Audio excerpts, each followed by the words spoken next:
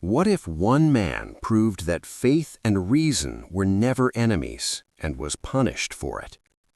In medieval Spain, a philosopher rose to the highest offices of Islamic law, medicine, and philosophy. His books were burned, his ideas were exiled. Yet those same ideas would later ignite European universities and help shape the modern world. This is the story of Ibn Rushd, known in the West as Averroes, the thinker who stood between civilizations and paid the price. Ibn Rushd lived in Al-Andalus, Muslim Spain, under the Almohad Caliphate, a state that briefly believed knowledge was power. Unlike many rulers of the time, the Almohads encouraged scholars to return to original sources, the Quran, Hadith, and classical philosophy. In this rare environment, Ibn Rushd became court physician to the Caliph, chief judge of Cordoba, and the most authoritative philosopher of his generation. This alone challenges a modern myth. Philosophy and Islamic law were not always rivals. For Ibn Rushd, they were partners.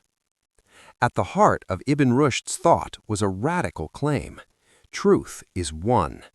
If reason and revelation seem to conflict, then we have misunderstood one of them. In The Decisive Discourse, Ibn Rushd argues that the Quran itself commands rational investigation of nature.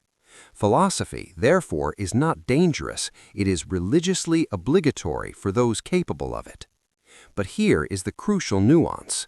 Not everyone approaches truth the same way. The masses need symbols and stories. Scholars need logic and demonstration. This is not elitism, it is epistemology.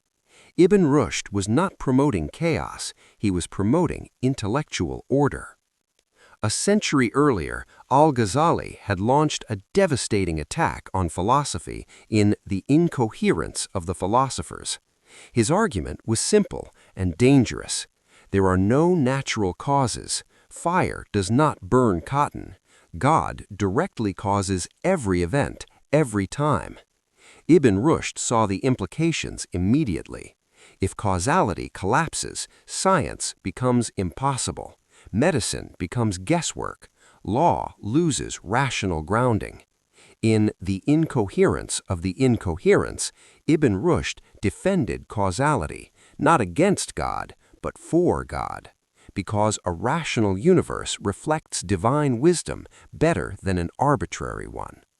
By Ibn Rushd's time, Aristotle had been buried under centuries of mystical reinterpretation.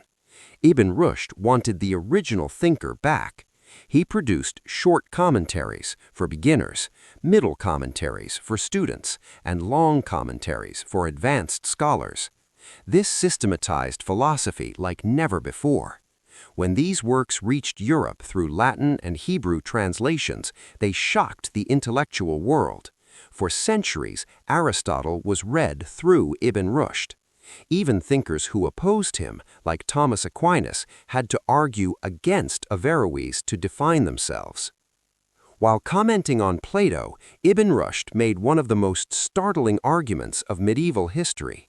He criticized societies that confined women to reproduction, calling it a waste of half the city's potential. Women, he argued, possess the same rational and physical capacities as men. Therefore, excluding them from education, governance, and military service was not only unjust, but irrational and economically destructive. This was not theology, it was political philosophy. Despite his loyalty to Islam and the state, political winds shifted. To appease conservative factions, philosophy was condemned. Ibn Rushd was exiled, his books were burned. Yet history played a cruel trick.